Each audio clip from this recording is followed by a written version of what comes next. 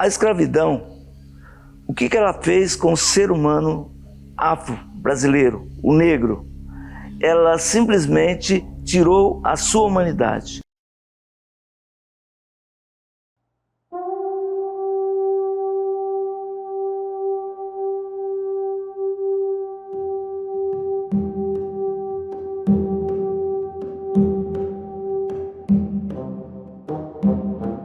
Um dos aspectos importantíssimos, eu diria fundamentais, para a gente poder escravizar o outro, é a gente tirar a humanidade dele. E aí, quando a gente tira a humanidade, a gente vai tirar a questão do conhecimento, a questão da cultura, a questão da religiosidade. Então, tudo que nos caracteriza como humanos foi propositalmente tirado. Primeira coisa, é bom deixar claro que quando nós pessoas das minorias falamos de preconceito, nós lembramos que nós, antes de sermos sujeitos, somos corpos. Então, antes de eu ser Lucas, o sujeito que gosta disso, gosta daquilo e tal, eu sou um corpo marcado por uma cor e um corpo marcado por uma sexualidade. E a partir desse corpo que eu serei lido, interpretado, digerido e às vezes vomitado pela sociedade. E dado isso, as minhas relações com minha mãe, minha relação com meu pai, minha relação com meus amigos, com meus futuros namorados, com quem eu tenho interesse sexual, minha relação com o meu empregador, a minha relação com o meu funcionário, serão marcadas por essa cor e por essa sexualidade. Isso é claro, não tem como dissociar uma coisa da outra. É interessante, parece que o tempo inteiro a gente está, eu fico vendo assim, em contrastes, né? Porque quando você vai vivendo, as coisas vão te impactando e a gente vai tocando a vida. E aí depois quando a gente olha para trás é que a gente vai, pelo menos para mim tem sido assim. Eu olho, puxa vida, olha, aquilo tinha uma cara, né? Aquilo não teria acontecido se eu fosse de outra cor, se o meu cabelo fosse diferente, se eu tivesse numa outra circunstância. Eu acho que um ponto pessoal meu, acho que tem muito a ver com a questão da autoestima. O racismo, de uma forma muito forte, muito enraizada, parece que está o tempo todo dizendo pra gente que a gente não é bonita, que a gente não é adequada, que aquele lugar não é exatamente um lugar legal para nós. Então esse sentimento de uma certa inadequação, eu acho que ele forja ou ele interfere em todos os outros ramos, né? Como isso abala a nossa visão, a nossa percepção da gente mesmo, a nossa percepção das nossas possibilidades. E nem pensando assim, grandes possibilidades corriqueiras. Estar, andar, viver, amar, se relacionar, trabalhar, né, almejar algumas coisas. Então acho que isso é um ponto muito triste que o racismo interfere na vida da gente. E quando você tem a abolição da escravatura, 45 dias após o 13 de maio, o que você tem? Resolução 122. Fica proibido todo liberto de trabalhar. Fica proibido todo liberto de organizar ou de entrar no estabelecimento comercial. Fica proibido todo liberto de morar. Fica proibido todo liberto de alugar cômodo. Proibido todo liberto de falar alto em público, a chamada lei das vozerias. Então o que você criou? Você criou o preconceito, você criou a discriminação, você criou todo um sistema e uma perseguição policial. Porque esse cara, sem poder comer, sem poder trabalhar, sem poder viver, sem poder morar, ele vai ter que arrumar em qualquer canto. A abolição é uma outra mentira, porque você pega o cidadão e joga ele na rua. Você não tem sequer nenhum processo humanizado, seja dentro das prefeituras, dentro do Estado, dentro das câmaras, de Senado, de nada. A abolição foi uma verdadeira canalice que se fez para a história do Brasil, para a história do negro. Os meus dois pais são professores, foram educadores. A minha mãe sempre atuou na profissionalização e o meu pai sempre trabalhou com história e filosofia. Para a gente sempre foi muito importante estar no espaço escolar e o espaço escolar. Ao mesmo tempo, foi dentro da escola em que eu vivenciei as primeiras situações racistas. E é muito interessante observar porque essa construção identitária de pessoas negras, ela é muito marcada aqui no Brasil. Quando que a gente descobre que a gente é negra? Quando a gente sofre uma situação racista. E essa primeira situação racista é sempre nos apresentada dentro da escola. Muita coisa assim que eu fui crescendo por ser o mais novo, eu não entendi as paradas, né? Eu não tinha isso ainda. essa visão de separação, de preconceito racial. E aí você vai crescendo, você vai vendo, você vai sentindo. Você senta na última fileira da escola, você vai ficando meio recuado de certas situações. A gente foi mudar para o São Diocleciano e aí transformou tudo. Aí começou. Ali, mano, que eu acho que comecei a me formar como taroba. E foi aí que eu comecei a caminhar, a conhecer um pouco de cultura, de poesia, de movimento hip hop. A gente tava no skate, a gente ouvia um rap. Amanhã andava de skate, eu, Boi, os caras tudo. Só que o racismo ali, falando de racismo ali, não era tão embaçado, mano, porque é uma Coab, tá ligado? A maioria é preta. A maioria é preto, a maioria é pobre. Então os bagulho era louco. A gente tava em casa ali. Só que aí na hora que você ia pra uma escola, quando você tava fora dali, você via que você era a minoria e você não sabia lidar com aquilo, mano. Não sabia lidar com aquilo. Quando eu morei ali na Boa Vista, o meu núcleo era muito próximo à casa dos meus avós. E era uma comunidade extremamente periférica, pobre. E eu convivia com muita gente preta. E então, pra gente, era comum passar as coisas por conta da cor da pele. A pré-adolescência ali, eu sempre fui muito gordinha, então eu era a gorda. Então, isso era mais difícil pra mim, por conta até, hoje que a gente entende, dessa passabilidade de não ter uma pele retinta. E tive, já ao mesmo tempo que eu não identificava na época essa questão da cor da pele, mas que é extremamente ligado e que é a base da nossa negritude, eu tinha muito com o meu cabelo. Por falta até, por essa cultura tão racista e exigente, de ver as minhas tias e as minhas primas alisando o cabelo no ferro quente. Porque assim elas seriam mais aceitas, pondo bob nesses cabelos. Então, para você estar arrumada para ir em alguma questão, você tinha que pôr bob no cabelo, fazer a sua bela touca, para alisar seu cabelo, para se sentir um pouco mais bonita. Esse nicho que eu vivi enquanto criança, eu tinha essa noção, mas não me expunha enquanto cor de pele muito, sabe? Mas ao mesmo tempo eu não era igual. Mas ao mesmo tempo eu era a única da minha cor na minha sala de aula. Depois da adolescência, por exemplo, quando eu saio da Boa Vista, do São Judas e do Soraya e vou para Nova Redentora, por quê? Minha mãe foi convidada para ser zeladora desse espaço, lá da casa de cursinho, então nós nos mudamos para lá. Ali sim eu encontrei uma outra realidade que também, infelizmente, eu só fui reconhecer depois, né? Porque eu fui estudar no Misiara. E aí ali eu começo a perceber que eu era uma das poucas pessoas negras, ou a única às vezes na minha sala. E eu acabo convivendo com quem está ali ao meu redor, que eram as pessoas brancas, poderosas, financeiras. Depois que eu começo a entender isso, daquela região, da Zona Sul, da Redentora, da Nova Redentora. Então essa mudança é muito significativa, né? Essa mudança de localização dessa cidade. Da Barranca do Rio para lá, da Barranca do Rio para cá. Né? Foi importante para o meu início de entendimento enquanto uma pessoa negra e o quanto se vive de racismo, etc. Ali no São Diocleciano a gente andava de skate. Eu gostava de coisa diferente do que os filhos dos bacana gostavam, tá ligado? Então nós andava de skate e a bicicleta, velho. Era a nossa pegada. Mas aí, mano, eu fui encontrando os parceiros que andavam de skate e nós, através disso, nós conhecemos a cultura hip hop. Tinha o Marcão, B-Boy Marcão, mano, sensacional, tá ligado? E aí a gente tinha já no skate, tinha o Pex, o Bad, tinha o Boi, né? Tinha o Cebolinha, tinha uns caras que andavam com nós. Aí eu conheci DTR, os caras. Depois, logo na sequência, nós formamos a equipe Supersonic, B-Boys.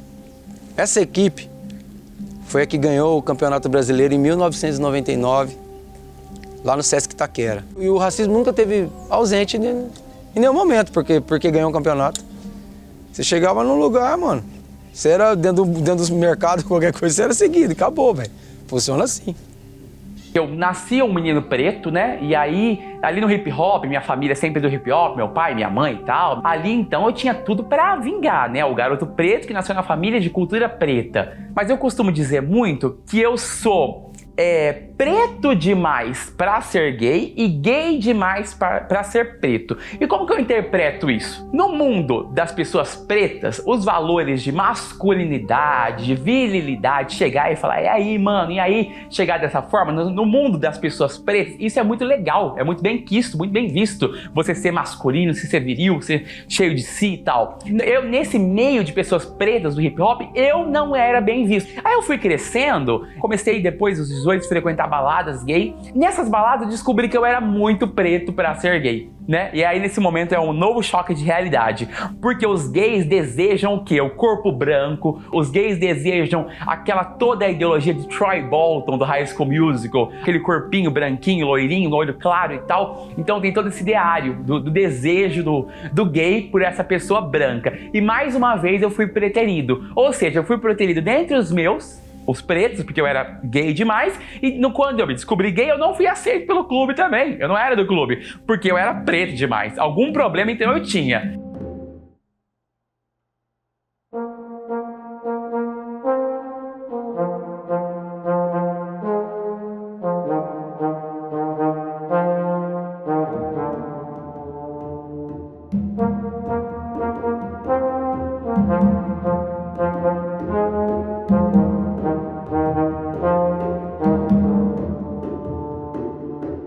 Pensando a relação que o racismo tem com o capitalismo ele reinventa a escravidão e ele cria essa hierarquia a partir do fenótipo, né?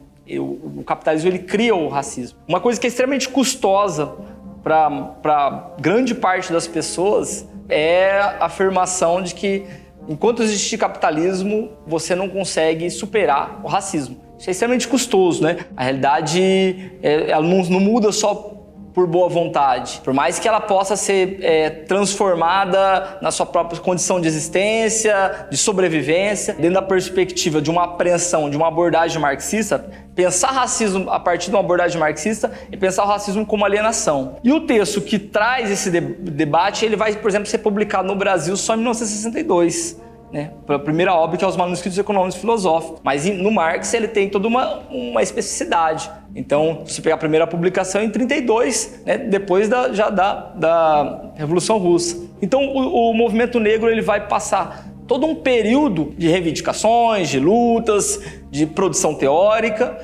que é onde o marxismo ele ele é ausente, né? Ele não se faz presente. Esse é um país de contradições históricas profundas, contradições ideológicas profundas. Primeiro, você tem um poder, uma monarquia absolutista, você tem uma república feita por monarquistas. Essa república monarquista, o que ela traz? O positivismo. O que eles queriam? É que a elite continuasse mandando. E aí eles não iam valorizar jamais a luta do negro. Seja a luta por quilombolas, a luta por fugas, a luta por resistência, não ia se valorizar isso. A nossa população preta, ela é maioria no cárcere e o mesmo não se confirma na política, por exemplo. Então, assim, alguma coisa está errado. A escravidão parece que saiu da gente só no papel, mas não saiu de fato. O negro ainda se sente escravizado, o negro ainda se sente coisificado, né? A gente está num patamar que, por exemplo, o negro, quando ele foi pego lá na África e trazido para o Brasil. O negro que é pego na África e trazido para o Brasil é o negro que está em idade produtiva, é o negro jovem, é o negro ativo. Isso causou uma mácula, causou milhares de anos de atraso para aquele continente. Por quê? Porque quem poderia trabalhar, quem poderia desenvolver, quem poderia fazer, foi retirado de lá. O mesmo acontece com a nossa população preta. Rio Preto não é exceção disso. O jovem negro, quando ele está em idade dele contribuir com a família, dele somar, dele ajudar, melhorar a condição, melhorar o status, melhorar de alguma forma os seus parentes, ele é enclausurado.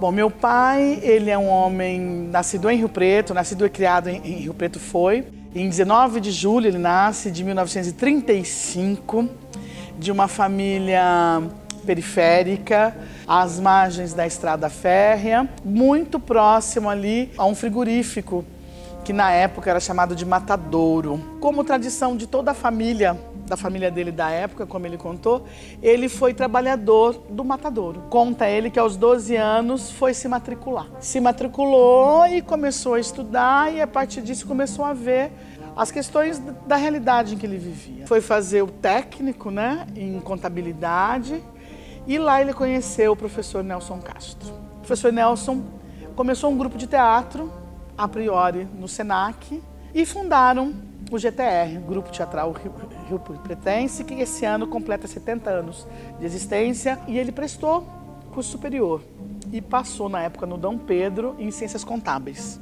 A formatura dele foi no Automóvel Clube na época. Devia ter 6, 7 anos, quando ele se formou, e eu me lembro dele falar assim, quero ver se agora um homem negro entra ou não entra nesse Automóvel Clube.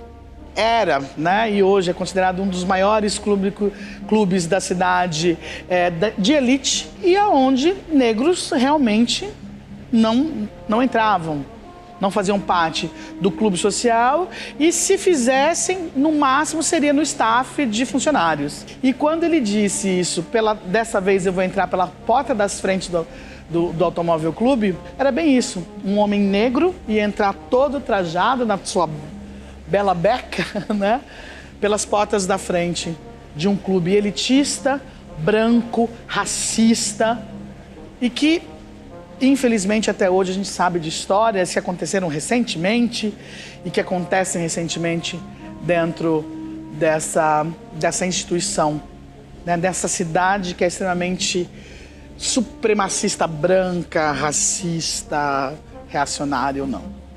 Eu penso que as dificuldades da negritude em Rio Preto não são muito diferentes do que é no Brasil, que vai envolver falta de acesso à cultura, a falta de oportunidade de emprego. É uma coisa muito sistemática no Brasil como um todo. Porém, eu acho que a dificuldade da negritude em Rio Preto é o reconhecimento de que essas mazelas existem pela política de Rio Preto, por parte das pessoas que estão com a caneta na mão e dominando as ações em Rio Preto. Nesses 4 anos de Conselho Afro, um dos maiores trabalhos foi o convencimento. Fazer o convencimento de que pauta de igualdade racial, além de necessário, demonstra responsabilidade social, então também é bom para o político, é bom para a empresa, é bom para qualquer um que se envolva com isso. Como eu disse, ainda eu acho um pouco fraco a nossa organização política em Rio Preto para lutar pelos nossos direitos, pelas nossas conquistas e avanços, que já acontecem em tantas outras cidades no Brasil. A gente teve muita dificuldade aqui, por exemplo, com o feriado da consciência negra, porque dá desfalque no comércio. Os 388 anos de escravização e os 133 anos nem tentando consertar isso, na verdade, tentando jogar isso para debaixo do tapete, para eles não é suficiente para a gente ter uma data de conscientização a respeito da importância da cultura e história da pessoa negra e dos direitos das pessoas negras. É mais importante para eles que a população negra, majoritariamente, que vai estar no baixo escalão, continue trabalhando até mesmo no feriado de rememorar. Tem uma pesquisa que fala sobre como que estão representadas as imagens de pessoas negras nos livros didáticos. E aí ela conta pra gente que a maioria das imagens de pessoas negras nos livros didáticos estão em funções subalternas. Ou em função subalterna ou cometendo algum delito. E eu não estou falando para essas crianças qual é a função de cada um na sociedade quando eu mostro para elas apenas imagens de pessoas negras cometendo delitos. Eu não estou contando para ela qual que é a sua expectativa de vida, o que você pode ser, o que você pode sonhar através dessas imagens. Só isso. E assim como eu estou falando para a criança negra, eu também estou falando para a criança branca. Aquele ali, aquele negro, o lugar dele é esse, o lugar do crime. Se as escolas não conseguirem articular melhor esses saberes, se não começarem a incluir histórias verdadeiras, afinal de contas a gente conta as histórias que nos contam. Se a escola não conseguir mudar e contar uma história real do que aconteceu no Brasil, talvez as crianças realmente não consigam se construir como pessoas antirracistas. E isso não é uma função, né? Falar sobre o racismo não é uma função da criança negra, mas ouvir sobre o racismo é uma função da criança branca. 2018 foi o primeiro ano em que o número de negros, pretos e pardos na universidade ultrapassou os outros. Então a universidade pública federal, as federais, né, tinham mais 50% de pretos e pardos. E isso é genial, né? É genial. Mas a gente pergunta, a segunda pergunta é, em que curso eles estão? Pedagogia, história, filosofia, ciências sociais, matemática, física. Cursos de baixa nota de corte. E com isso, cursos de baixa remuneração no futuro. Aí vocês me perguntam, Lucas, mas você tá querendo dizer que é muito melhor ser médico do que ser pedagogo? Que é muito melhor ser médico do que ser cientista social? Não é essa a resposta. A questão é, todos deveriam ter liberdade de ser o que quer. Todos deveriam ter liberdade de fazer aquilo que querem. Eu quero ser médico, eu tenho que ter meios de chegar à medicina e meios de exercer a medicina. Isso deveria ser o ideal para mim. Isso deveria ser o ideal para todos. Uma questão que eu acho que ela é muito pungente agora, que a gente precisa pensar muito, é a questão do nosso próprio currículo. Então a gente tem alunos negros, né? E a gente chega numa universidade que tem um currículo completamente branco. Embora você tenha um aumento, você tem a questão de uma menor representatividade, você tem as questões sociais que afetam as famílias negras de uma forma diferente. E aí, obviamente, quando se chega na universidade, essa questão social ela é muito forte. Nós temos tido um aumento da necessidade de ações de permanência estudantil para que os nossos alunos possam continuar. Temos duas questões sobre a negritude no funcionalismo público de Rio Preto. Uma é que, empiricamente, a gente nota que a negritude ocupa só os cargos de baixo escalão, na maioria das vezes os cargos terceirizados, em empresas terceirizadas. Então vai estar na faxina, na segurança, cargos não valorizados. A segunda questão é que a gente não tem levantamento suficiente de dados. Isso atrapalha na hora de requerer algo, porque o argumento vai ser de que a política é igual para todos. Quando a gente não tem o dado para bater e provar em cima disso, a gente geralmente não consegue lutar. Com isso a gente não avança.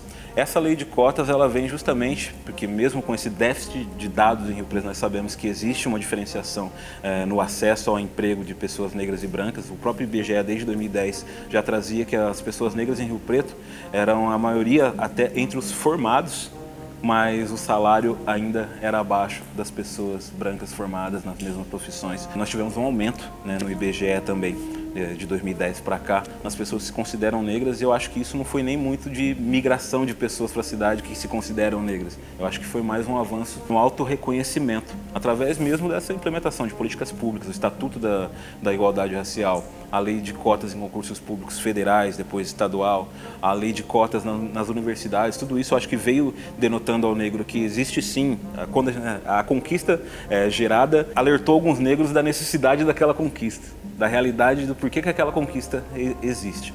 E eu acho que cresceu o reconhecimento nesse ponto. Já aqui em Rio Preto, essas cotas em concursos públicos elas vão afetar diretamente essa juventude que hoje muitas vezes ainda se repete esse ciclo de miséria, onde uma família pobre morando em um bairro pobre tem uma prole pobre que vai ter evasão escolar para ajudar no trabalho de casa, geralmente um trabalho não qualificado que não exige uma alta escolaridade. Vai trabalhar numa borracharia, qualquer coisa para ajudar na renda familiar. E aí essa pessoa pobre que foi gerada numa prole pobre não vai sair daquele espaço geográfico que ela ocupa, vai gerar uma nova prole pobre que vai começar o ciclo da miséria. Então acho que a cota no concurso público quebra diretamente esse ciclo de miséria, dá oportunidade para pessoas negras jovens, principalmente a juventude negra, ter inserção nesses concursos, aumenta a quantidade de pessoas negras em espaços representativos, principalmente de nível superior. Dá mais confiança, eu acho, até para a negritude, saber que vai ter um espaço garantido, negritude e os indígenas também, que vão ter um espaço garantido naqueles certames, né? E lembrando que não é benefício dado a ninguém. Todo mundo que passar no concurso público que exige cotas vai também passar pela mesma nota de corte daqueles outros que não entraram pelas cotas. A questão é reservarmos, nós precisamos ter diversidade no serviço público, até para ofertar um serviço público melhor e mais diverso. Um serviço público que sabe atender uma pessoa negra vítima de racismo, que sabe atender uma mulher vítima de violência. Então a gente precisa ter mulheres, precisa ter negros. Esse concurso, ele vem mudar isso. As escolas tem uma lei chamada 10.639 que não é cumprida em nenhuma escola, porque não se conta a história do negro, não se conta a história da África. Você faz uma prova com um aluno de qualquer escola daqui de Rio Preto ou do estado, coloca sobre a Revolução de Viriamo, coloca a Revolução de Cassanger, quantas pessoas morreram, qual é a área que se abateu, ou então fala do Brasil, fala o pessoal do Caldeirão, que é da época de Getúlio Vargas.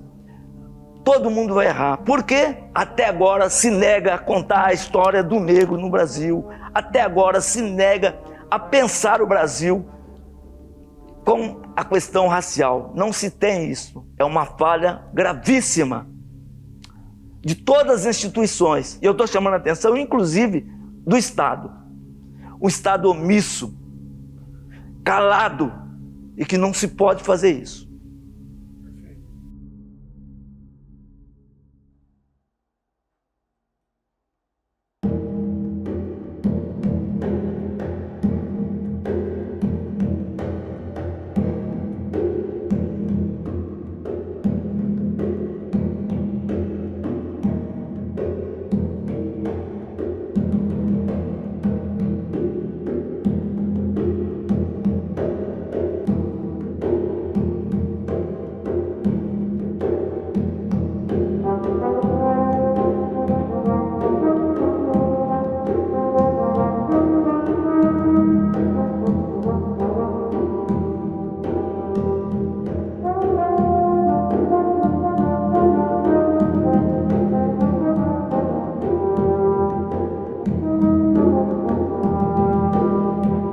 Lidar com as questões de preconceito e racismo, não só diretamente quando ela é reportada, também aos outros corpos, principalmente corpos infantis. Eu tenho uma experiência com crianças muito grande e uma escuta sensível ao que elas estão dizendo e ao que elas estão tentando falar, né?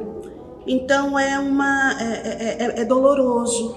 Já trabalho há um bom tempo com a questão da literatura e, atuando na educação infantil, levei o meu acervo, sempre levava o meu acervo para as crianças. Escutando essas famílias e essas crianças, eu vi o quanto essa literatura estava distante da formação literária dela, né?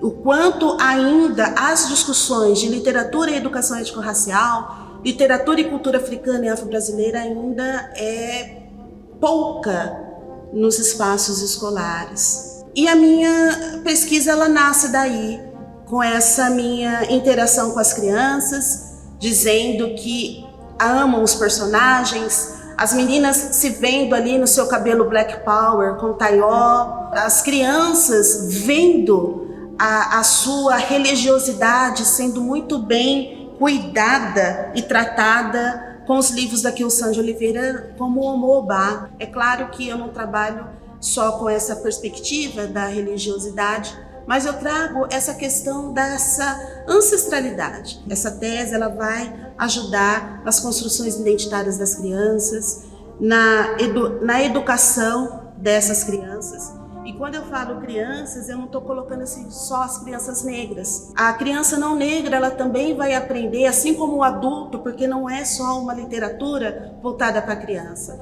mas é uma literatura em que você vai aprender a olhar o outro de uma maneira mais afetuosa, respeitar mais a cultura do outro.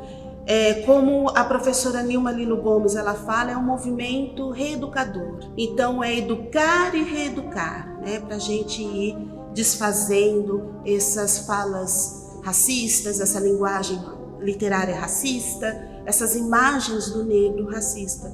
Então acredito que esse meu trabalho venha a contribuir nessa perspectiva também. No livro Movimento Negro Educador, eles vão falando da importância da educação para o movimento negro. Sempre foi uma pauta do movimento negro a educação. O movimento negro sempre entendeu que seria através da educação que a gente faria qualquer mudança com relação ao racismo. Pensar que eu preciso, de alguma forma, também financeiramente dar respaldo para que essa minha filha tenha uma formação adequada e que ela consiga se posicionar sendo uma menina negra. Então, quando a gente faz essa análise da interseccionalidade e do lugar de fala, é importante a gente perceber sobre essas peculiaridades que a negritude tem quando a gente vai conversar sobre racismo e eu utilizo o termo lugar de fala, eu não quero dizer que as pessoas brancas não devem falar sobre o racismo. Elas são obrigadas a falar sobre o racismo, porque isso foi construído em cima da branquitude, dos privilégios da branquitude. Mas eu estou dizendo que a partir do momento que eu falo sobre racismo, possivelmente a gente vai ter experiências diferentes e discursos diferentes se uma pessoa branca falar sobre o racismo. Porque ela não é interceptada pelo racismo, ela recebe privilégios, mas ela não é violentada diariamente pelo racismo. Então aqui eu estou falando sobre a interseccionalidade que perpassa a infância de meninas negras. As crianças brancas recebem mais cuidado, mais afeto e mais carinho e mais toque na educação infantil do que as crianças negras. O racismo estrutural ele parte da tese de que as reproduções, né, do racismo não são meras distorções da sociedade, são meras reproduções de pessoas sem caráter. Ele está vinculado a uma dimensão de rotinização, que ele relaciona a perspectiva de uma cultura que está vinculada às estruturas. Uma sociedade que ela nasce com base no trabalho escravo, ela faz uma abolição no qual essas pessoas são colocadas à margens, né? Dado um cheque em branco para essas pessoas. E ela não tem nenhuma perspectiva de transformar essa dimensão, né? Essa dimensão econômica, essa dimensão política e, consequentemente, essa reprodução subjetiva e normaliza essa condição, né? Não é só colocar as pessoas numa condição que elas estão à margem, é normalizar essa condição, é considerado um racismo estrutural. Uma perspectiva de que não se propõe a superar essa condição do negro e negra na sociedade. Quando você vai ao supermercado, né, é aquele funcionário que está sempre te seguindo, é a porta do banco que sempre trava na sua vez. Você ter o receio de estar fazendo uma compra numa loja, estar num shopping e o seu celular tocar, e você falou assim, poxa vida, será que eu abro a bolsa e vou atender esse telefone, essa chamada, ou sai dali da loja para você poder atender um telefonema. Então, são agressões que elas são diretas e indiretas, e você vai aprendendo a ler os sinais, né? Você vai aprendendo a contornar de modo que você possa sobreviver em alguns momentos, mas viver muito mais. Então, o fato de você ter um cabelo que é considerado feio, isso interfere na tua vida, não é decisivo, né? Até não me leve a mal, não quero tratar com uma certa banalidade, porque quando a gente fala de racismo, a gente está falando também de gente morrendo, de gente que não tem possibilidade de trabalhar. Mas essas coisas, elas são de uma mesma raiz. Por exemplo, quando a gente pensa abordagem policial, tem um perfil, né? É a juventude masculina e negra, né? O perfil do bandido, o perfil do marginalizado, o perfil do sem escrúpulo, o perfil do feio, o perfil daquela pessoa que tem que ficar naquela condição, naquele local. É uma audácia ele estar em outros espaços, não aquele colocado para ele. Ainda mantém aquela ideia da desumanização do ser humano negro, assim como do índio e assim como dos mestiços. É a política do branqueamento que veio da Europa e que está entre nós.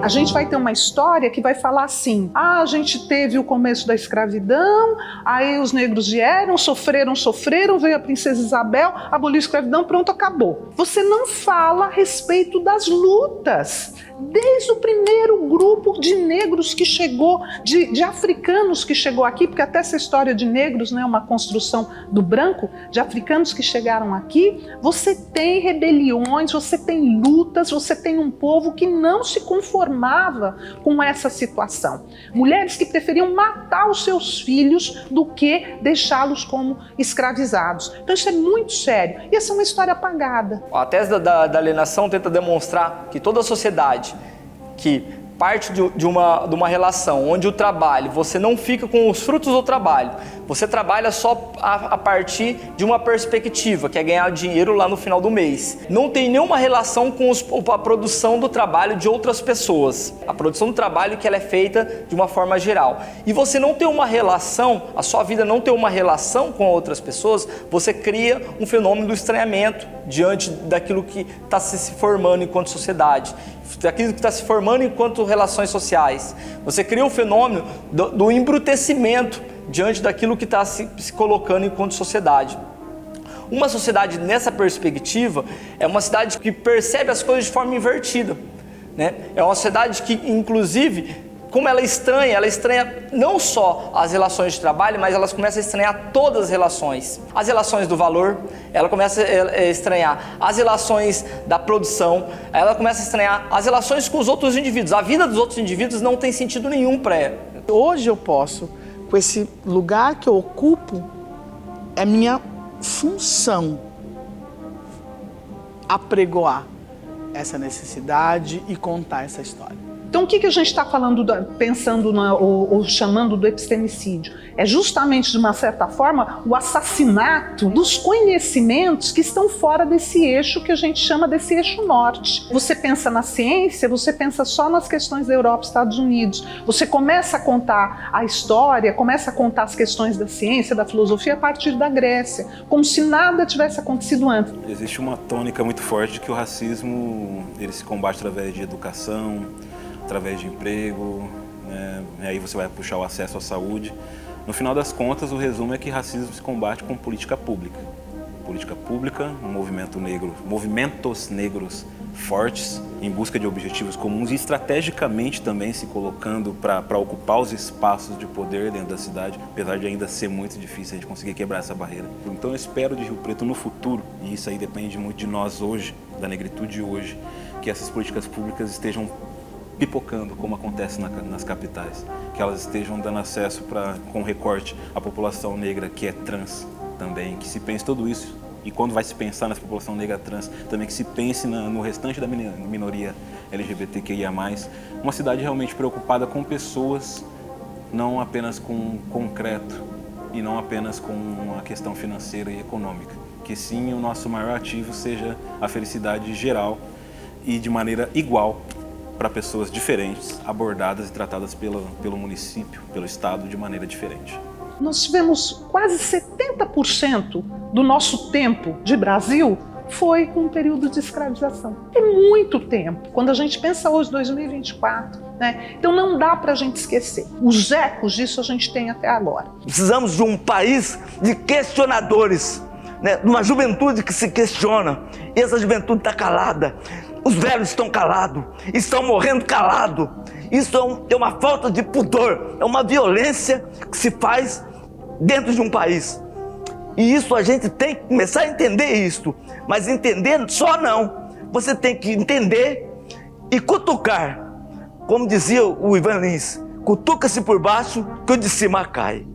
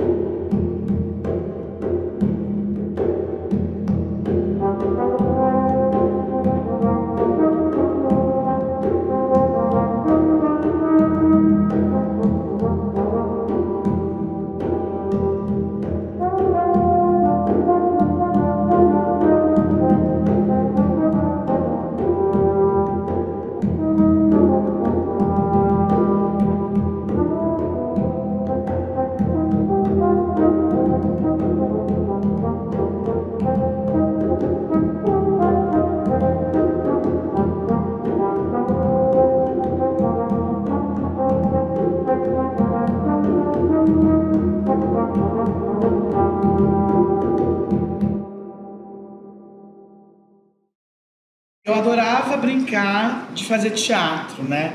Só que eu fazia teatro imitando, reproduzindo aquilo que eu via do meu pai e da minha mãe, do meu pai em cena, e eu adorava de uma cena do Arena contra Zumbi, de Gianfrancesco Guarnieri, que era uma música que eles cantavam, que contava dessa questão da escravidão. Então, que era mais ou menos assim, eu fazia meu irmão e minha irmã fazer junto, eles queriam morrer. Era mais ou menos assim a música.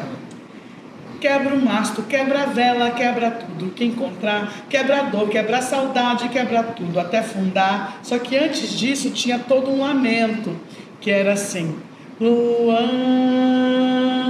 cadê Luanda, onde está? Ah, eu sinto o cheiro das matas de lá. Luanda, cadê Luanda, aonde está? Quebra o mastro, quebra a vela, quebra tudo que encontrar, quebra a dor, quebra a saudade, quebra tudo até fundar. Quebra o mastro, quebra a vela, quebra tudo até fundar. Quebra a dor, quebra a saudade, quebra tudo até fundar. É isso.